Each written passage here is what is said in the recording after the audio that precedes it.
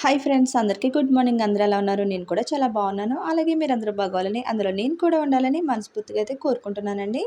ఈరోజు వీడియో వచ్చేసి chocolate milk shake అండి. మనం ఇంట్లోనే ఈజీగా ఎలా ప్రిపేర్ చేసుకోవాలన్నది చాలా క్లారిటీగా ఎక్స్ప్లెయిన్ చేస్తానండి.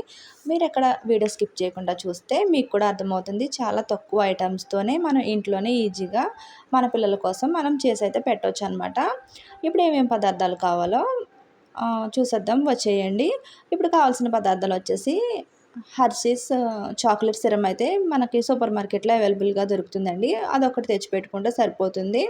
ఇవి వచ్చేసి కాచి చల్లార్చిన పాలు ఒక గ్లాస్ అయితే తీసుకున్నాను నేను. ఇది వచ్చేసి డైరీ మిల్క్ చాక్లెట్ అండి, అందరికీ తెలిసిందే కదా. ఇది ఎక్కడైనా కూడా కిరాణా షాపుల్లో కూడా దొరుకుతుంది. ఇది వచ్చేసి ఓరియో బిస్కెట్స్ ఉంటాయి కదండి, అదొక ప్యాకెట్ అయితే, చిన్న ప్యాకెట్ అయితే తీసుకున్నాను.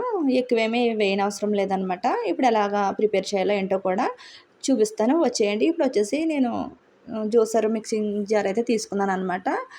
ఒక 3 బిస్కెట్స్ అయితే, ఓరియో బిస్కెట్స్ అయితే వేసుకుంటున్నాను. డైరీ మిల్క్ చాక్లెట్ సగం వరకు అయితే తీసుకున్నానండి నేను.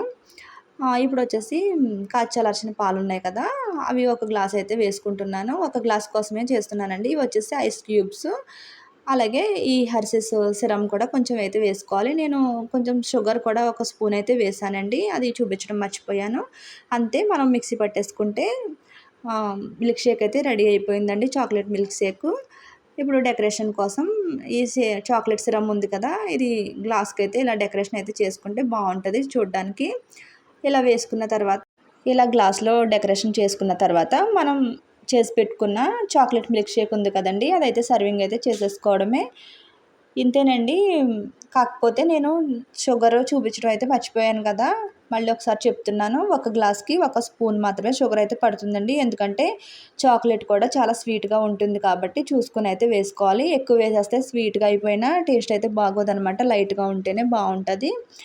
నేను మళ్ళీ ఓరియో బిస్కెట్ తురిమి మళ్ళీ పైన డెకరేషన్ అయితే చేసుకుంటున్నానండి. ఇలా వేస్తే చాలా బాగుంటుంది చూడడానికి. మధ్యలో కూడా తగులుతూ ఉంటుంది కాబట్టి పిల్లలు చాలా ఇష్టపడి అయితే తాగుతారనమాట. మళ్ళీ పైన చాక్లెట్ అయితే పెట్టానండి. బిస్కెట్ కూడా డెకరేషన్ అయితే చేశాను. ఇవన్నీ ఏం అవసరం లేదు కానీ వీడియోలో నీట్గా ఉంటుందని అయితే చేశాననమాట.